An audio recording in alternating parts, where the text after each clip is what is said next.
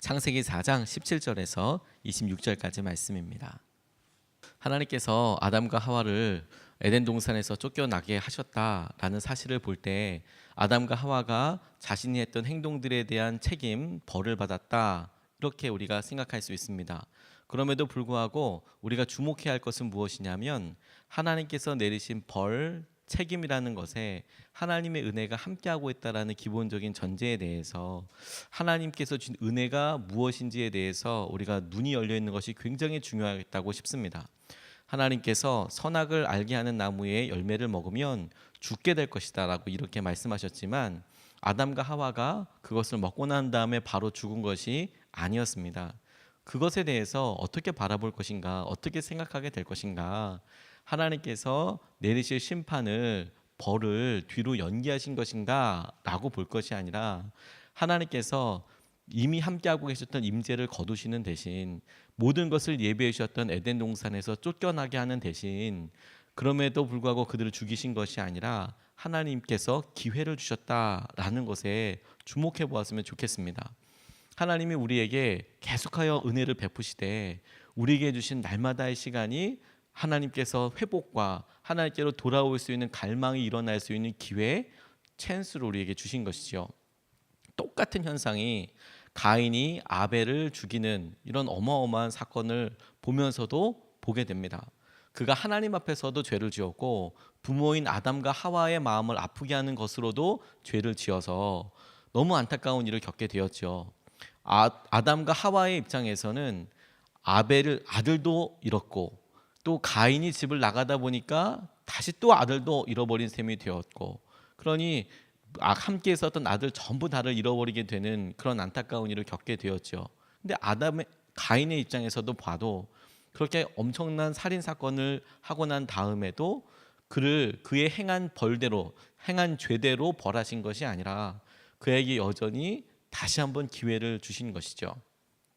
하나님께서 날마다 주시는 하루를 우리가 하나님께서 우리에게 회복과 하나님 앞으로 나아갈 수 있는 기회로 주셨다는 것에 대해서 눈이 열렸으면 좋겠습니다. 삶을 우리가 버려진 것이다, 우리가 하나님께 벌받고 있는 것이다, 고통 가운데 있게 되는 것이다가 아니라 하나님께서 우리의 마음에 향방을 알지 못하는, 어찌할 바를 모르는 우리의 삶에 다시 한번 하나님 앞에 나아갈 수 있는 갈망을 품고 하나님 앞에 나아갈 수 있는 기회를 주신 것이다. 그렇게 보면 하나님의 은혜가 놀랍게 우리 아담의 가족들에게, 심지어 가인에게, 그리고 오늘 아담과 하와의 새로운 셋째 아들인 셋이라는 사람에게 있었던 것을 보게 된다고 생각이 들었습니다. 오늘 본문 말씀을 통해서 두 가지 말씀을 우리가 붙잡고 같이 좀 기도하고 싶습니다.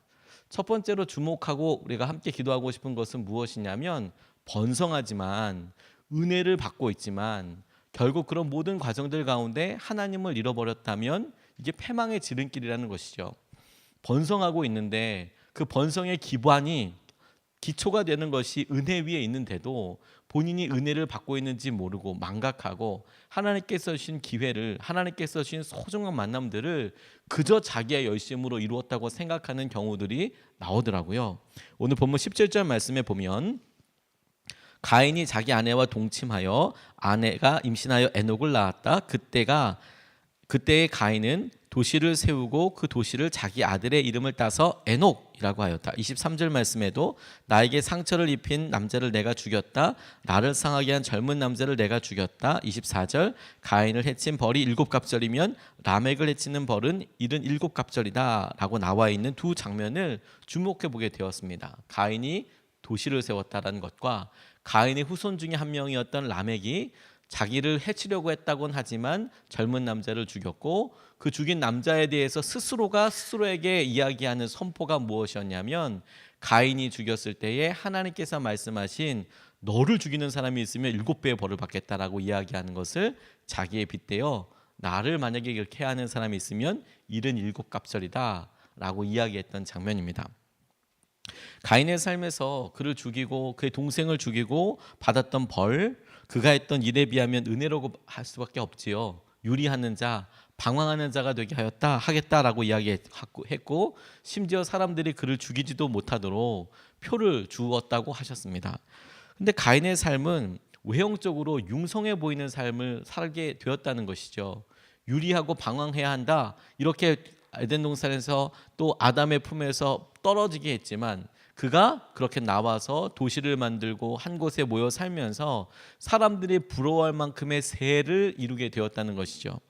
아담 주위에는 별 큰 많은 사람들이 없었지만 가인 주위에는 가인이 낳은 아이들이 자녀들이 이렇게 계속 번성하고 그들이 무언가 달란트를 가지고 무언가 같이 공동체를 이루면서 살 수 있는 일에 일조하게 되었다는 것이죠. 그래서 도시를 만들 수 있는 수준이 되었다는 겁니다. 그가 도시를 세웠을 때 하나님께서 그에게 주셨던 은혜, 네가 잘못을 했지만 내가 다른 삶을 준다. 그 삶은 네가 평생을 참여하고 네가 내게로 돌아올 수 있는 날이 될 것이다 라는 기회로 본 것이 아니라 내가 이렇게 벌을 받고 내가 이렇게 어려웠지만 나는 그럼에도 불구하고 들에서 도시를 만들고 사람들과 모아서 내 자녀들을 통해서 내가 나의 도시를 만들어. 그 대표적인 결과가 자기 아들의 이름으로 자기의 도시를 만들었다는 것이죠. 그러니까 내가 만들었다. 나의 소유다라고 이야기하는 것과 똑같다라고 생각하게 되었습니다. 그 대표적인 그런 마음의 열매가 라멕이라고 생각하게 됐어요. 자기를 생각하고 자기가 무엇을 지었는지를 주목하다 보니까 라멕의 경우에는 어떻게까지 이야기하게 되냐면 하나님께서 은혜로 가인에게 주신 거였거든요. 그가 두려워하니까 자기의 죄를 어떻게 감당하지 못했겠다고 이야기를 하니까 내가 표를 주어서 사람들에게 너를 다스리지 못하게 하겠다라고 이야기한 것에 대하여 스스로가 그런 죄를 범해놓고 스스로가 그 은혜를 자기에게 이야기하면서 힘으로 내가 그렇게 할 수 있어. 하나님께서 막아주시는 것이 아니라 내게 해를 구하려고 하는 사람은 77배나 내가 갚아줄 거야 라고 이야기하고 있는 것이죠. 은혜를 은혜로 받아들이지 못하고 은혜라고 생각하지 못하고 내 실력으로 받아들이고 그 실력을 내가 행사하고 이것이 나의 것이다라고 생각하는 순간 은혜로 주신 기반과 기회들이 사실 우리의 삶에 하나님을 점점 더 외면하게 되고 하나님을 만날 수 있는 기회 자체를 박탈하게 되게 되는 그런 통로가 되는 것입니다. 켄 블리차드라는 분이 계시는데 칭찬은 고래도 춤추게 한다는 글로 굉장히 유명해진 그런 분이 계십니다. 그런데 그분이 실제로 유명하게 된 책은 1분 경영이라는 책을 쓰셔서 굉장히 유명해지게 됐대요. 칭찬은 고래도 춤추게 한다는 책도 어마어마한 베스트셀러가 됐지만 1분 경영이라는 그런 책은 세계적으로 많이 팔려서 1,300만 부나 팔렸답니다. 이러면 뭐 수십억 수백억을 벌게 되는 거거든요. 인세로만. 그런데 그가 고민하게 됐답니다. 내가 이렇게 큰 성공을 이루게 된 것이 무엇 때문일까? 라고 진지하게 고민을 하게 됐다는 것이죠. 나는 다른 사람들보다 탁월하게 배운 게 있는 것도 아니고 그리고 무슨 만남이 있었던 것도 아니고 자기가 본인이 생각했을 때 글을 잘 쓴다고 생각되지도 않는데 쓰는 것들이 작품들이 사람들에게 인지도가 생기고 그렇게 불티나는 듯 팔리는 것을 보고 고민한 것이 무엇 때문일까라고 생각해 보게 됐어요. 그래서 마치 이것이 어떤 분이 나의 삶을 인도하시는 것 같아 라는 질문을 하게 된 것이죠. 그리고 1년 후에 그가 자기의 삶을 온전히 예수 그리스도에게 드리는 예수님을 영접하게 되는 사건이 있었습니다. 그래서 원래 기독교 작가여서 나중에 유명해진 것이 아니라 작가로 엄청나게 성공을 한 이후에 칭찬은 고래도 뭐 춤추게 한다 막 이래서 뭐 사람들에게 많이 알려진 다음에 그가 자기의 성공을 통하여서 하나님을 만나고 경험하게 되었다라고. 그래서 지금은 오히려 주님께서 역사하고 계시는 것에 대해서 오히려 자기의 강연 시간에 외치고 주장하는 사람이 되어서 돌아다니고 있다라는 이야기를 듣고 너무너무 놀라게 됐어요. 하나님께서 우리에게 주신 은혜의 순간들, 기회들을 기회로 바라볼 뿐만 아니라 이 기회를 주님께서 행하시는 역사하심 가운데 우리가 다시 한번 누릴 수 있도록 전하는 사람이 되는 것이 중요하겠다. 나의 도시, 나의 결과, 나의 힘, 나의 소유로 인한 어떤 지배욕, 헤게모니, 영향력을 가지려고 하는 것이 아니라 주님께서 이것을 내게 은혜로 주셨고 내가 이 은혜를 통로 삼아야겠다라는 것이죠. 두 번째로 주목하게 된 것은 무엇이냐면 믿음의 자손을 이루게 해달라고 기도해야겠다는 생각이 들었습니다. 25절 26절 말씀에 보면 그의 아내가 아들을 낳고 말하였다. 하나님이 가인에게 죽은 아벨 대신에 다른 씨를 나에게 허락하셨구나. 그 아이의 이름을 셋이라고 하셨습니다. 26절 말씀에 셋도 아들을 낳고 아이의 이름을 에노스라고 하였다. 그때 비로소 사람들이 주님의 이름을 불러 예배하기 시작하였다라는 것입니다. 아담과 하와가 아벨을 잃었고 가인 또한 그들의 품을 떠나게 되었습니다. 그러니까 아무것도 남지 않은 셈이 되었지요. 하나님께서는 그들에게 또 한 명의 아들을 갖도록 하셨습니다.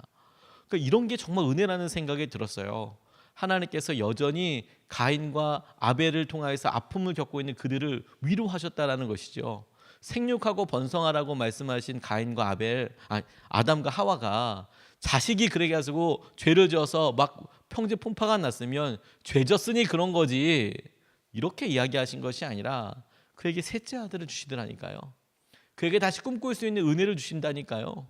그런데 정말 놀라운 것은 무엇이었냐면, 그래도 아담은 하나님을 봤던 사람 아닙니까? 하나님과 동행하던 사람 아닙니까? 하와도 그렇지 않았겠습니까? 마지막에 하나님께로부터 아주 자기의 행한 행동으로 인하여서 책임과 벌을 받게 되었지만, 대가를 받게 되었지만, 그들은 하나님을 알았던 사람이었어요. 그런데 이들이 벌을 받고 있는 과정 중에, 그리고 가인과 아벨로 인해서 끔찍한 일을 겪고 되었음에도 불구하고 셋이라는 셋째 아이가 생겼을 때 주저하지 않고 이것이 하나님께서 주셨구나라는 것에 대해서 알아차렸다는 거예요. 고통이구나, 고난이구나, 이게 무슨 의미야가 아니라 하나님께서 나를 잊지 않으셨구나, 나를 도우셨구나, 주님의 도우심으로 내게 이런 기회가 또 있는 것이구나 라고 깨닫게 되었다는 것이죠. 은혜를 은혜로 안다는 것이 굉장히 중요한 고백이라는 생각을 하게 되었습니다. 그리고 그 셋도 역시 아들을 낳아서 에노스라는 그런 이름을 갖게 되었습니다.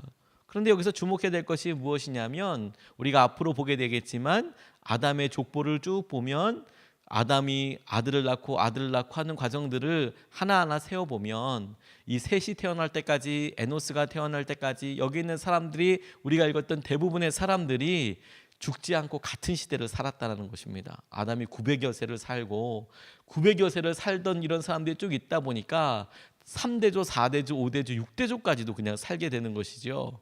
그래서 같은 무리를 이루게 되고 혹은 도시를 이루게 되는 것을 생각해 볼 필요가 있습니다. 그런데 아담이 셋을 낳고 주님의 도우심으로 너를 낳아서 셋이 에노스를 낳고 에노스라고 이름을 지었을 때 그 이름의 뜻을 보니까 부서지기 쉬운, 연약한 사람, 죽을 수밖에 없는, 이런 뜻이라는 거예요. 연약한, 죽을 수밖에 없는. 그가 하나님 앞에서 영원히 살 것에 대해서 은혜를 누릴 때는 몰랐죠. 그런데 죄를 짓고 나니까 자기는 아직 첫 번째 죽지도 않았어요. 자기는 죽지 않았습니다. 아들 죽는 거 봤어요. 아들이 허망하게 죽는 거 봤습니다. 셋째도 주셨고 그 셋째의 아들을 봤습니다. 아무도 죽지 않았죠. 그런데 아벨 죽고 나서 사람이 죽을 수도 있다는 것을 아담은 처음으로 알았던 겁니다. 손주 낳고 나니까 우리가 다 죽을 수밖에 없는 연약한 사람인 것이다 라고 고백하게 되더라고요. 그런데 그렇게 고백하는 사람들이 통해서 하나님께서 어떤 일이 일어나겠느냐 보니까, 그때서야 사람들이 하나님의 이름을 부르며 주님의 이름을 부르며 예배하게 되었더라. 자기의 연약함 앞에 우리가 죽을 수밖에 없는 사람이라는 것을 스스로 깨닫게 되니까 비로소 예수님께 예배해야 하는 것이구나, 우리의 한계 앞에 서게 되니까 하나님께서 이 모든 일들을 행하고 계시는 거구나, 하나님께 나아가야 하는 것이구나라는 것을 깨닫게 되고 예배하게 되었다는 것이죠. 하나님께서 우리의 삶에 은혜로 주신 것들이 다 그와 같다고 생각하게 됐어요. 카타콤을 생각해 보면 그곳에서 많은 사람들이 같이 공동체 생활을 하고 그곳에서 죽음을 맞이하며 결혼을 하고 애들이 출생을 하게 되고 그렇게 수백 년을 살면서 그들이 자랑했던 것이 무엇이냐면 도시를 자랑했던 것이 아니고 하나님을 믿기 때문에 선택했던 그들의 삶과 생활 방식에 대해서 선택하게 된 것이죠. 가인 그렇게 도시를 지었지만, 그래서 융성하게 됐지만 그것으로 인하여서 멸망의 길을 가는 것과 함께 반해서 아담과 셋과 에노스 함께 사는 이 사람들을 보니까 하나님께서 하신 은혜를 머물며 예배하는 자로 변화되게 하는 것, 믿음의 자손이 이렇게 서게 하는 것, 이것이 가장 놀라운 축복이고 함께하게 하시는 하나님을 경험하게 되는 것이구나. 우리가 도시를 쌓기 위해서 노력하는 사람이냐, 아니면 하나님께서 우리에게 주신 거룩한 은혜를 깨닫고 예배하는 사람, 예배하는 가문을 일으키는 것이 우리의 사명이 될 것이냐, 이거 우리가 오늘 선택할 수 있겠다는 생각을 하게 됐어요. 시오노 나나미라고 하는 사람이 로마인 이야기라는 책을 통해서 로마의 여러 문화와 생활에 대해서 잘 이렇게 재미있게 썼던 책이 있습니다. 그 책에 이 시오노 나나미라는 사람이 로마가 융성했던 이유에 대해서 설명을 할 때 주목하게 되었던 것이 무엇이냐면, 동양의 아주 강대한 국가들이나 혹은 외부에 있는 강대한 국가들이 스스로 권력을 갖게 되면 했던 대표적인 일들이 무엇이었냐면 성을 쌓는 거였습니다. 도시를 만드는 거였다는 거예요. 이 성과 도시의 특징은 뭐냐면 밖과 안이 완전히 구별되게 하는 것이었습니다. 그래서 바깥에서 쳐들어올 수도 없고, 그래서 쳐들어와도 막을 수 있고, 이런 요새를 만드는 것이었는데, 이론적으로는 그게 참 좋고 그럴 수 있다라고 싶지만, 문제는 뭐냐면 그렇게 자기들끼리 잘 살 수 있지만 고립된다는 것이죠, 스스로. 그런데 로마가 왜 강성했느냐? 시오노 나나미의 주장은 무엇이냐면, 그들이 성을 쌓는 민족이 아니라, 만리장성을 만들었던 사람이 아니라, 흉노족이 쳐들어올 것을 두려워해서 성을 쌓는 사람들이 아니라, 그들은 그 돈과 그 재정으로 길을 만드는 사람이었다는 것이죠. 고속도로를, 전차들이 당시에는 없었지만 보병들이 빨리 이동할 수 있고, 그리고 여러 물자들이 빨리 이동할 수 있는 고속도로를 만들어서 뭐 아피아 가도 무슨 뭐에서 어떤 가문들이 자기 돈을 내서 엄청난 고속도로를 만들었는데, 그 도로를 아직도 한 2000년이 지난 지금도 이태리에서는 그걸 고속도로로 여전히 쓰는 구간들이 있다라고 할 정도로 튼튼한 고속도로를 만들었다는 거예요. 그러니까 성을 만든 것이 아니라 오히려 길을 내고, 길을 만들어서 쭉쭉쭉 가다 보니까 자기의 어떤 로마라는, 혹은 이태리 반도라는, 혹은 그 주위에 있는 여러 나라들을 뛰어넘어서 지중해 연안까지 전부 다 점령하게 나가게 되더라. 시오노 나나미의 생각이 우리에게도 굉장히 중요한 교훈을 준다고 생각하게 됐어요. 오늘 우리가 우리의 삶에 대해서 요새처럼 든든한 하나님 도시 만들어서 하나님 우리의 이름을 높이는 데 쓰임받게 해주십시오에서 만족할 것인가? 하나님, 우리가 오늘 우리의 연약함을 깨닫고 주님께서 우리에게 예배하여 부르게 하시는, 우리의 연약함 때문에 주님을 찾을 수밖에 없는 존재이지만 그것으로 인하여서 우리와 함께하고 있는 사람, 우리의 자녀들은 믿음을 유업으로 받는 사람이 되도록 기도할 것인가? 선택할 것인가? 우리가 주님을 붙잡고 함께 기도하며 나아가고 싶습니다.